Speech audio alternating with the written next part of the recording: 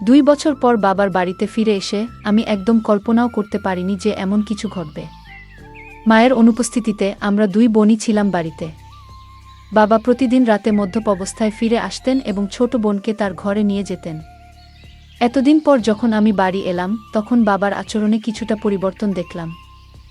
তিনি মদ খেয়ে আমাকে তার ঘরে নিয়ে যাওয়ার চেষ্টা করছিলেন, আর আমি কিছুই বুঝতে পারছিলাম না আসলে কি হচ্ছে। তিনি কোনো কথা না বলেই আমাকে তার ঘরে নিয়ে। বন্ধুরা, আজকের গল্পটা অনেক বেশি স্পেশাল, তাই সবাই রেডি থাকো। দয়া করে গল্পগুলো ভালো লাগলে ভিডিওটি লাইক, শেয়ার এবং চ্যানেলটি সাবস্ক্রাইব করো প্লিজ। আমি প্রিয়া, 2 বছরের দাম্পত্য জীবনের পর বাবার বাড়িতে এসেছি। আসার পেছনে বিশেষ কোনো কারণ ছিল না। দীর্ঘদিন পর স্বামীও বলল যে বাবার বাড়ির খবর নেওয়া উচিত। তবে এতদিন না আসার মূল কারণ ছিল বাবার মদ্যপানের অভ্যাস। কিছুদিন আগে বাবার ফোন পেয়ে এই সিদ্ধান্ত নিলাম। বাবা বললেন তিনি মদ ছেড়ে দিয়েছেন। তার মলিন মুখ দেখে এবং ছোট বোন তানিয়ার সাথে দেখা করার ইচ্ছা হলো। তানিয়া আগে হোস্টেলে ছিল, এখন একাদশ শ্রেণীতে পড়ে এবং মাত্র 2-3 মাস হলো বাড়ি ফিরেছে। বাড়িতে এসে বাবা আমাকে জড়িয়ে ধরলেন, যেন একটু বেশি স্নেহ দেখাচ্ছিলেন। তানিয়া দেখা করতে এলো, তবে তার মুখে কিছুটা অস্বস্তি ছিল। তানিয়া বাবাকে পানি দিতেও ভয় পাচ্ছিল, যা দেখে আমি বিস্মিত হলাম। জানি না সে কবে থেকে এতটা ভয় পেতে শুরু করেছে। বিশেষ করে বাবা তো এখন মদও ছেড়ে দিয়েছেন। সেদিন দাদু, বাবার বন্ধুর বাবা, আমাদের বাড়িতে এসেছিলেন। তাদের পরিবার আমাদের খুব ঘনিষ্ঠ। বাবার বন্ধু মারা যাওয়ার পর দাদু নিয়মিত আসতেন। বাবাকে মদ ছাড়তেও তিনি উৎসাহ দিয়েছিলেন। সেদিন বাবা দাদুর সাথে বাইরে গিয়েছিলেন। যখন বাবা ফিরে এলেন তখন তার মদ্যপ অবস্থায় দেখে আমি বিস্মিত হলাম। দাদু বললেন, মেয়ে, তোমার বাবার খেয়াল রেখো। তাকে কতবার বলেছি মদ ছেড়ে দিতে, কিন্তু আজ সে মদ্যপানের কারণ হিসেবে বলল যে তার মেয়ে 2 বছর পর বাড়ি এসেছে। আসলেই তোমার বাবা খুব জটিল মানুষ। আমি যখন বাবাকে তার ঘরে পৌঁছে দিতে যাচ্ছিলাম তখন তিনি আমাকে এমনভাবে ধরে রাখলেন যেন আমি তার স্ত্রী। পরের দিন সকালে শ্বশুরবাড়ি ফেরার জন্য প্রস্তুত হলে বাবা আমাকে থামিয়ে বললেন, কোথায় যাচ্ছ? এসেছ তো মাত্র 1 দিন হয়েছে। আমি জবাব দিলাম, আপনি যদি মদ না ছাড়েন তাহলে আমি আর এখানে থাকব না। তানিয়াকেও নিয়ে যাচ্ছি। আমার কথায় বাবা বিচলিত হয়ে পড়লেন। তানিয়া বাবার সৎ মেয়ে হলেও তিনি তাকে নিজের মেয়ের মতোই দেখেছেন। মায়ের মৃত্যুর পর বাবার দ্বিতীয় বিয়েতে তানিয়া আমাদের জীবনে আসে। আমি তানিয়াকে সবসময় নিজের ছোট বোনের মতোই ভালোবেসেছি। বাবার প্রতিশ্রুতি অনুযায়ী আমি আরও কিছুদিন থাকার সিদ্ধান্ত নিলাম। 1-2 দিন পর আমি তানিয়াকে নিয়ে বাজারে গেলাম। তার জন্য অনেক সুন্দর পোশাক এবং মেকআপের সামগ্রী কিনলাম। বাড়ি ফিরে আমি তানিয়াকে বললাম নতুন পোশাকগুলো পরে দেখতে। একটি পোশাক তাকে বিশেষ সুন্দর লাগছিল। আমি তাকে সাজতে বললাম, আর নতুন পোশাকে সে অপূর্ব লাগছিল। তার এই রূপের কিছু ছবি মোবাইলে তুলছিলাম। ঠিক তখনই বাবা বাড়ি ফিরে এলেন। বাবা তানিয়াকে দেখে মুগ্ধ হয়ে গেলেন। তিনি কাছে এসে তার কাঁধে হাত রেখে বললেন, আমার তানিয়া এখন অনেক বড় হয়ে গেছে, কত সুন্দর দেখাচ্ছে। তবে বাবার কথায় তানিয়া কোনো প্রতিক্রিয়া দিল না। মনে হচ্ছিল বাবার হাত তার কাঁধে রাখাটা সে একদমই সহ্য করতে পারছে না, আর সঙ্গে সঙ্গে সেখান থেকে সরে গেল। সেই রাতে আমি আর তানিয়া এক ঘরে শুয়েছিলাম। হঠাৎ ঘুমের মধ্যে দেখি তানিয়া কাঁদছে। প্রথমে ভাবলাম হয়তো কোনো দুঃস্বপ্ন দেখেছে, তাই ঘটনাটা এড়িয়ে গেলাম। কিন্তু কিছুদিন পর আবার দেখলাম একই ঘটনা, তানিয়া রাতে কাঁদছে। প্রতিদিন কি আর কেউ এত দুঃস্বপ্ন দেখে? তখন থেকেই আমার মনে সন্দেহ জাগতে লাগলো। সেই রাতেই তাকে জাগিয়ে জিজ্ঞেস করলাম, তানিয়া, কি হয়েছে? তুমি কেন কাঁদছো? সে বলল, কিছু না, হয়তো কোনো খারাপ স্বপ্ন দেখেছি। তার কথা শুনে আমারও ঘুম চলে গেল। কিছুক্ষণ আমি নৈশ বাতির আলোতে বসেছিলাম। হঠাৎ আমার দৃষ্টি পড়ল তানিয়ার দিকে। সে ঘুমের মধ্যে পাশ ফিরে শুয়েছিল। আমি খেয়াল করলাম তার শরীরের কিছু অস্বাভাবিক পরিবর্তন। আমার মনে হলো বিয়ের 2 বছর পেরিয়ে গেলেও আমার শারীরিক অবস্থায় তেমন কোনো পরিবর্তন আসেনি। কিন্তু তানিয়ার ক্ষেত্রে ব্যাপারটা সম্পূর্ণ আলাদা ছিল। তার শারীরিক পরিবর্তনগুলো স্পষ্ট ছিল। বাড়িতে ফিরে আমি লক্ষ্য করলাম তানিয়া সবসময় ঢিলেঢালা পোশাক পরছে এবং নিজেকে আড়াল করে চলেছে। তখন বুঝতে পারলাম এর পেছনে নিশ্চয়ই কোনো কারণ আছে। মাত্র 17 বছরের একটি মেয়ের শরীরে এত পরিবর্তন কিভাবে হলো তা ভেবে আমি অবাক হলাম। কৌতূহলী হয়ে আমি তার কলেজের কয়েকজন বন্ধুর সাথে কথা বলি এবং জানতে চেষ্টা করলাম তানিয়ার কি কোনো বিশেষ বন্ধু আছে। সবাই এক কথায় জানালো যে মোটেও সে ধরনের মেয়ে নয়। সে কখনোই দায়িত্বহীন ছিল না। তবে সমস্যা কোথায় তা আমাকে বুঝতে হবে। সেই রাতে যখন আমি ঘুমাচ্ছিলাম, হঠাৎ দেখি বাবা ঘরে এসে তানিয়াকে নিয়ে বাইরে চলে গেলেন। আমি সবকিছু চোখের আড়াল থেকে দেখছিলাম, কিন্তু কিছু বলতে পারলাম না। অনেকটা সময় পার হয়ে গেল, তানিয়া তখনও ঘরে ফিরছিল না। অবশেষে যখন সে ফিরে এলো, আমি খেয়াল করলাম তার হাঁটা স্বাভাবিক নয়। সে বেশ অস্বস্তি নিয়ে চলাফেরা করছে। পরের দিন দুপুরে যখন তানিয়া বাইরে থেকে বাড়ি ফিরল, তখন আমি সরাসরি তাকে জিজ্ঞাসা করলাম, রাতে তুমি বাবার সাথে কোথায় গিয়েছিলে? সে বলল, বাবা ক্ষুধার্ত ছিলেন, তাই তাকে খাওয়াতে গিয়েছিলাম। তানিয়ার এই ব্যাখ্যা আমার ঠিক মনে হলো না। তখন আমি সরাসরি তাকে জিজ্ঞেস করলাম, তানিয়া, তুমি বাবাকে কেমন মনে করো? তিনি কি তোমাকে কোনোভাবে বিরক্ত করেন বা তোমার বয়সের তুলনায় বাসার ভারী কোনো কাজ করতে বলেন? তানিয়া দ্রুত বলল, না না, বাবা তো আমার খুব যত্ন নেন। তারপর সে নিজের ঘরে চলে গেল। আমার বাবা এখনও বেশ তরুণ দেখতে ছিলেন। তার বয়স এখনও 50ও পেরোয়নি। আমি দেখেছি তিনি সকালে নিয়মিত ব্যায়াম করেন এবং তানিয়াকেও সঙ্গে ডেকে নেন, কিন্তু তাদের মধ্যে কি চলছে তা আমি বুঝতে পারছিলাম না। একদিন হঠাৎ আমার ননদ ফোন করলেন। তিনি তানিয়ার জন্য একটি সম্পর্কের প্রস্তাব নিয়ে কথা বললেন। আমি তাকে জানালাম যে তানিয়া মাত্র 17 বছরের মেয়ে। তখন তিনি বললেন, প্রস্তাবটি খুব ভালো, ছেলে প্রতিষ্ঠিত। নন্দের কথায় আমি ছেলের পরিবারের সাথে যোগাযোগ করলাম এবং তাদের বাড়িতে আমন্ত্রণ জানালাম। যখন তারা তানিয়াকে দেখলেন, ছেলের মা বললেন, আপনার বোনের বয়স কি সত্যিই 17? দেখুন, এই মেয়ের শরীর এবং বয়সে বড় পার্থক্য রয়েছে। এমনকি ছেলের মা স্পষ্ট জানিয়ে দিলেন, কিন্তু ছেলের মা স্পষ্টভাবে বিয়ের প্রস্তাবটি ফিরিয়ে দিলেন, কারণ তাদের মনে হয়েছে তানিয়ার শারীরিক গঠন তার বয়সের তুলনায় অনেকটাই বেশি। আসলে আমাদের তেমন তাড়া ছিল না তার বিয়ের বিষয়ে। তবে নন্দের অনুরোধে আমি তাদের বাড়িতে ডেকেছিলাম। আমি এই দেখার ব্যবস্থা এমন এক সময় করেছিলাম যখন বাবা বাড়িতে ছিলেন না এবং আমি তাকে কিছু জানাইনি। কিন্তু যখন বাবা জানতে পারলেন, তিনি ভীষণ রেগে গেলেন এবং বললেন, তুমি কি পাগল হয়েছ? তানিয়া মাত্র 17 বছরের মেয়ে, আর তুমি তার জন্য এখনই প্রস্তাব আনছ? যদি এখানে থাকতে না পারো, তবে নিজের শ্বশুরবাড়িতে চলে যাও। বাবার এই প্রতিক্রিয়ায় আমি হতবাক হয়ে গেলাম, কারণ এটা তো কেবল সাধারণ একটি দেখাশোনা ছিল, বিয়ে ঠিক করিনি। বাবার তানিয়ার প্রতি অতিরিক্ত মনোযোগ আমাকে চিন্তিত করছিল। যদিও আমি সরাসরি কিছু সন্দেহ করিনি, তবে তাদের আচরণ আমাকে ক্রমশ সন্দেহজনক লাগতে শুরু করছিল। তানিয়াকে প্রায়ই বাবার পিছনে ঘুরতে দেখতাম। বাবা আমার সাথে এত রাগ করলেও আমি শ্বশুর বাড়ি যেতে চাচ্ছিলাম না। দাদাজি, যিনি আমাদের বাড়ি থেকে 2টি বাড়ি পড়ে থাকতেন, আমাদের মধ্যে এই সমস্যা লক্ষ্য করেছিলেন। তিনি বাবাকে বোঝানোর চেষ্টা করলেন, মেয়ের সাথে এমনভাবে কথা বলা উচিত নয়। কিন্তু বাবা কারো কথা শোনার মতো অবস্থায় ছিলেন না এবং রেগে নিজের ঘরে চলে গেলেন। তার পেছনেই তানিয়া এক গ্লাস পানি নিয়ে ঘরে ঢুকে গেল, যেন বাবার প্রতি তার অতিরিক্ত খেয়াল ছিল। দাদাজি আমাকে বললেন, প্রিয়া, যদি তোর বাবার এই আচরণ পছন্দ না হয়, তুই নিশ্চিন্তে শ্বশুর বাড়ি চলে যা। আমি এখানে দুজনেরই খেয়াল রাখব, কোনো চিন্তা করিস না। দাদাজি খুব দায়িত্বশীল মানুষ ছিলেন এবং সবসময় আমাদের বাড়ির খেয়াল রাখতেন। 2 দিন পর আমি শ্বশুর বাড়ি চলে গেলাম। সেখানে পৌঁছে দেখি আমার ননদ আগে থেকেই এসেছে। সে বলল, প্রিয়া, আমি তোকে শুধু একটা পরামর্শই দিয়েছিলাম। ওই পরিবার থেকে আমার কাছে ফোন এসেছিল। তারা বলেছে তোমার বোন সম্পর্কে আমাকে কিছু ভিন্ন কথা বলা হয়েছে। তিনি বললেন, মেয়েটি বিয়ের আগেই শরীরের অদ্ভুত পরিবর্তন করেছে। আমার শ্বশুর বাড়িতেও তানিয়ার শারীরিক পরিবর্তন নিয়ে কথা হচ্ছিল। এরপর ননদ আমাকে বললেন, প্রিয়া, রাগ করো না, তবে এখনও তোমার হাতে সময় আছে। তুমি এখনই ভালো কোনো পরিবারের সাথে তানিয়ার বিয়ের ব্যবস্থা করো, কারণ তার বয়স বাড়লে শরীরের পরিবর্তন আরও বেশি হবে।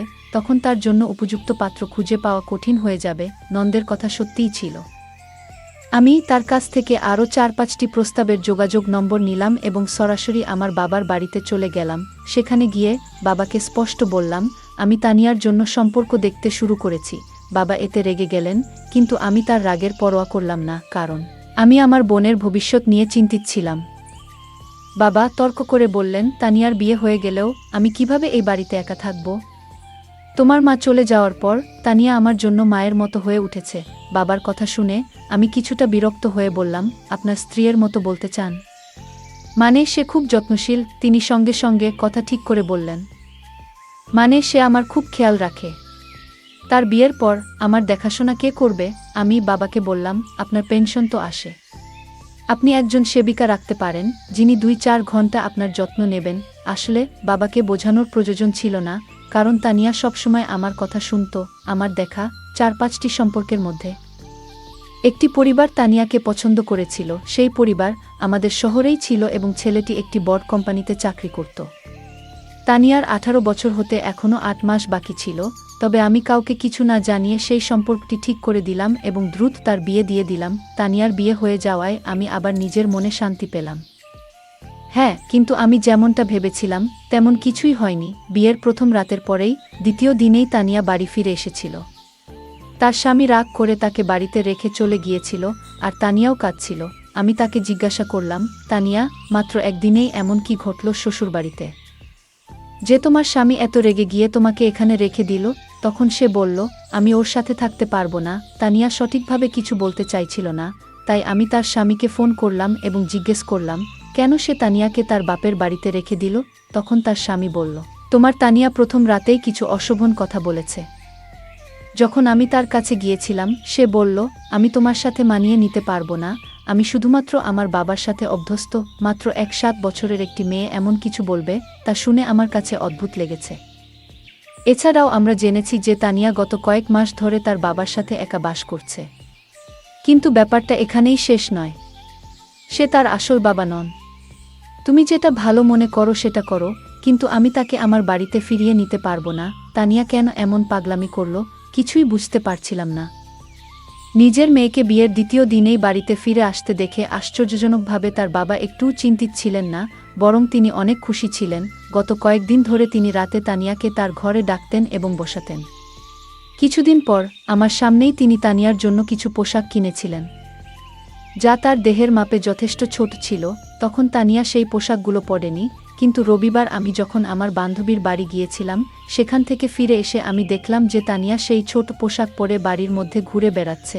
আমার চোখ অবাক হয়ে গিয়েছিল, কারণ সে তার বাবার সামনে ছোট পোশাক পরে হাঁটছিল। বাবা যেভাবে তাকে দেখছিলেন সেটা দেখে আমি সাথে সাথেই তানিয়ার হাত ধরে তাকে আমার ঘরে নিয়ে গেলাম এবং বললাম, তানিয়া, এখন তুমি আর ছোট নেই, একবার নিজেকে আয়নায় দেখো। বাবার সামনে এমন ছোট পোশাক পরে ঘুরে বেড়ানো ঠিক নয়। তানিয়া আমার কথাগুলো শান্তভাবে শুনল, কিন্তু কোনো উত্তর দিল না। সেদিন রাতে আমি ঘুমাচ্ছিলাম, তখন হঠাৎ আমার মনে হলো যেন কেউ আমাকে ধাক্কা দিয়েছে। ঘুম ভেঙে দেখি পাশে তানিয়া নেই। আমি তাকিয়ে দেখলাম সে ঘর থেকে বাইরে যাচ্ছিল।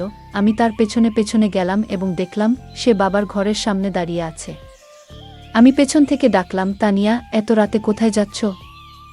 কিন্তু সে আমার কথার কোনো উত্তর দিল না, এমনকি আমার দিকে তাকালো না। আমি তার সামনে এসে দাঁড়ালাম এবং তখন বুঝলাম তানিয়া আসলে ঘুমের মধ্যে হাঁটছিল। পরের দিন সকালে আমি তাকে জিজ্ঞেস করলাম, তানিয়া, তোমার কি ঘুমের মধ্যে হাঁটার সমস্যা আছে? সে বলল, আমারও ঠিক জানা নেই, আমি রাতে ঘুমের মধ্যে হাঁটি, কিন্তু কিছুই মনে থাকে না। আমরা যখন কথা বলছিলাম তখন আমার স্বামীর ফোন এলো। তিনি কয়েকদিনের মধ্যে আমাকে নিয়ে যেতে আসবেন বলে জানালেন। তানিয়া এই কথোপকথন শুনে আমাকে যেতে দিতে একদম রাজি ছিল না। ঠিক সেই মুহূর্তে দাদু সেখানে এসে হাজির হলেন। 7 বছর বয়স হলেও দাদু এখনও বেশ শক্তিশালী ছিলেন। আমাদের কথাবার্তা অনেকেই শুনছিল। দাদু তানিয়াকে বললেন, তুমি শ্বশুরবাড়িতে থাকতে চাও না, কিন্তু তোমার বড় বোন তোমার মতো নয়, তার অনেক দায়িত্ব আছে। বাপের বাড়ি মেয়েদের জন্য অল্প সময়ের জায়গা, তাকে তার দায়িত্ব পালন করতে হবে, তাকে বাধা দিও না। দাদু তানিয়ার কাঁধে হাত রেখে কথা বলছিলেন, কিন্তু হঠাৎ তানিয়া দাদুর হাত ঝেড়ে ফেল এবং বলল, আমাকে অযথা উপদেশ দেবেন না, সে আমার বোন, তার সাথে কি কথা বলতে হবে সেটা আমি নিজেই দেখে নেব। আপনি নিজের বিশ্বাসটা দেখুন। তানিয়ার এমন অদ্ভুত আচরণ আমারও ভালো লাগেনি। কয়েকদিন পর আমার স্বামী আমাকে নিতে আমার বাপের বাড়িতে এলো। তানিয়া তার জামাইয়ের কাছে কিছুদিনের জন্য বাড়িতে থাকার জেদ ধরল। আমার স্বামী ও তানিয়ার জেদ দেখে রাজি হয়ে গেলেন। আমার স্বামী আমাকে বলল, প্রিয়া, তুমি গত কয়েকদিন ধরে বাপের বাড়িতে আছো। এই সময়ে তোমার বোনের সাথে অনেক কিছু ঘটেছে। তুমি একবারও তার সাথে এ বিষয়ে কথা বলেছ? আমি বললাম, এ নিয়ে কথা বলার কি আছে? যা হচ্ছে সবই সে নিজের ইচ্ছেতে করছে।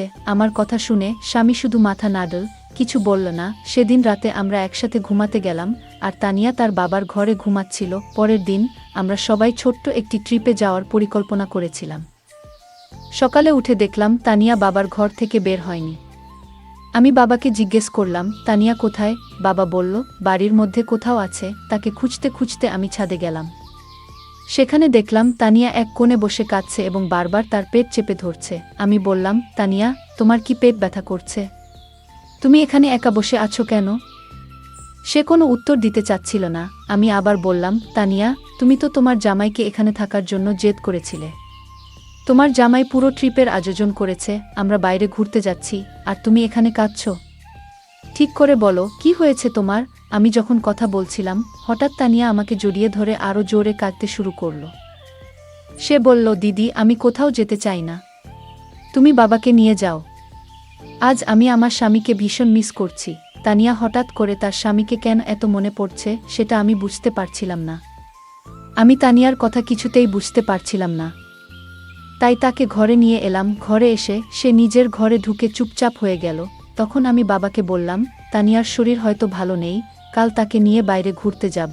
বাবা সেদিন ছুটিতে ছিলেন, কিন্তু হঠাৎ মনে পড়ল জরুরি কিছু কাজ বাকি আছে। তিনি বললেন, তোমরা ঘুরতে যাও, আমি কাজে যাচ্ছি। বাবার আচরণ আমার কাছে অদ্ভুত লাগল। তিনি বাড়িতে থাকার কথা বলেছিলেন, অথচ এখন কাজের অজুহাত দিচ্ছেন। তানিয়া বলল, আমি যতই অসুস্থ থাকি, তোমাদের সাথে বাইরে যাব। আমি জানতাম তার শরীর ভালো নেই, তাই বললাম, আজ তুমি বিশ্রাম করো, কাল আমরা বাইরে যাব। পরে বাবা আর তানিয়া আমাদের সাথে বাইরে গেলেন না। কিন্তু আমি আর আমার স্বামী ঘোরার পরিকল্পনা বাতিল না করেই বেরিয়ে পড়লাম। সন্ধ্যায় তানিয়ার স্বামীকে নিয়ে বাড়ি ফিরে দেখি তানিয়ার ঘর থেকে কিছু অদ্ভুত আওয়াজ আসছে। তার সেই আওয়াজ শুনে আমরা ভীষণ ভয় পেয়ে গেলাম। আমরা দৌড়ে তার ঘরের কাছে গেলাম, কিন্তু ঘরের দরজা ভেতর থেকে বন্ধ ছিল। আমার স্বামী দরজাটা ভেঙে ফেলল, আর ভেতরে যা দেখলাম তা দেখে আমরা যা দেখলাম তাতে আমরা গভীরভাবে বিচলিত হয়ে পড়েছিলাম। আমার 17 বছরের বোন তানিয়া এমন একজন বৃদ্ধের সাথে ছিল, যার আচরণ একেবারেই অনুচিত ও অপ্রত্যাশিত ছিল। সেই দৃশ্য দেখে আমার স্বামী প্রচণ্ড রেগে গিয়ে সরাসরি সেই ব্যক্তির দিকে এগিয়ে যায় এবং তাকে জিজ্ঞাসা করতে শুরু করে। যখন আমরা বাড়ি থেকে বাইরে ছিলাম, তখন শুধু বাবা আর তানিয়া ছিল ঘরে। কিন্তু যেটা ঘটছিল তার কেন্দ্রে ছিল এক প্রবীণ ব্যক্তি, যিনি প্রায় 60 বছরের। আমি বাবার ঘরে গিয়ে দেখি তিনি সম্পূর্ণভাবে অচেতন অবস্থায় পড়ে আছেন। ঠিক সেই মুহূর্তে তানিয়া আমার কাছে ছুটে এসে জড়িয়ে ধরে। আমি তাকে শান্ত করে জিজ্ঞেস করলাম, তানিয়া, আসলে কি ঘটছে? এই ব্যক্তি কি তোমার সাথে এর আগেও এমন কিছু করেছে? তানিয়া চোখ মুছতে মুছতে বলল, হ্যাঁ দিদি, দাদু অনেকবার আমার প্রতি অন্যায় আচরণ করেছে। এমনকি গতকাল রাতেও তার আচরণ খুবই খারাপ ছিল। দাদু বাবাকে কিছু টাকা ঋণ দিয়েছিলেন, কারণ বাবার বাজে অভ্যাসের জন্য আমাদের বাড়িটা প্রায় বিক্রি হওয়ার পথে ছিল। তখন দাদু আমাদের সাহায্য করেছিলেন। বাবা সেই ঋণ শোধ করতে না পারলে হয়তো আইনগত সমস্যায় পড়ে যেতেন। সে সময় আমি ভেবেছিলাম দাদু একজন ভালো মানুষ, কিন্তু পরে বুঝতে পারলাম তার আসল চেহারা অন্যরকম। দাদু প্রায়ই বাড়িতে এসে বাবার সাথে মদ খেতেন, আর বাবা ঘুমিয়ে পড়লে আমাকে অত্যাচার করতেন। গতকালও একইভাবে আমাকে হুমকি দিয়ে বললেন, কাউকে বললে বাবাকে জেলে পাঠাবো। এতদিন এসব সহ্য করেছি, কিন্তু তোমাকে বলতে পারিনি। তুমি আমাকে সবসময় ভুল বুঝেছ, কখনো পাশে দাঁড়াওনি। বাবাকেও কিছু বলতে পারিনি, কারণ তিনি বারবার মদের মধ্যে ডুবে যেতেন। বাবাও সবসময় আমার সাথে রাগ করতেন, আর আমি কিছুই করতে পারতাম না। বিয়ের পরও সেই বৃদ্ধ লোকটার কথা মনে পড়ত, যা আমাকে কষ্ট দিত। এজন্য রাতে ঘুমের মধ্যে অজান্তেই কিছু বলতাম, কখনো বাবার নামও বেরিয়ে আসত। আমার স্বামীও আমাকে বুঝতে পারেননি। বিয়ের দুদিন পরেই আমাকে বাপের বাড়ি রেখে চলে যান। তানিয়ার কথা শুনে আমার চোখে জল এলো। তার স্বামী ও দুলাভাইও কাঁদছিলেন। আমি তাকে না বুঝেই সবসময় রাগ দেখিয়েছি, বড় বোন হিসেবে আমার দায়িত্ব পালন করিনি। আমি তানিয়ার কাছে ক্ষমা চাইলাম। বাবা যখন সব জানলেন, তখন নিজেকে দোষী ভাবতে লাগলেন। মদের নেশায় তিনি আমাদের পরিবারকে বিপদে ফেলেছিলেন। আমি তানিয়াকে কিছুদিন নিজের কাছে রাখলাম। তার মানসিক অবস্থার উন্নতি হল। 1-8 বছর বয়সে তার স্বামী আবার তাকে বাড়ি নিয়ে গেল। অতীত মেনে নিলেও তানিয়ার সহ্য করা কষ্টের পূরণ আমাদের কারো পক্ষে সম্ভব ছিল না। আমরা সেই বৃদ্ধ লোকটাকে পুলিশের হাতে তুলে দিলাম এবং সে শাস্তি পেল, যা তার প্রাপ্ত ছিল। বন্ধুরা, বাচ্চাদের যত্ন ও ভালোবাসা গুরুত্বপূর্ণ। পরিবারের সবাই মিলে নিয়মিত কথা বলা ও নজর রাখা উচিত, যাতে তারা সুখী থাকে এবং কোনো চাপের মধ্যে না থাকে। গল্পটা কেমন লাগলো জানাতে ভুলবে না। আরও মজার মজার রোমান্টিক গল্প শুনতে চাইলে ভিডিওটি লাইক, শেয়ার এবং চ্যানেলটি সাবস্ক্রাইব করতে এবং বেল আইকনটি ক্লিক করতে ভুলবে না। ধন্যবাদ।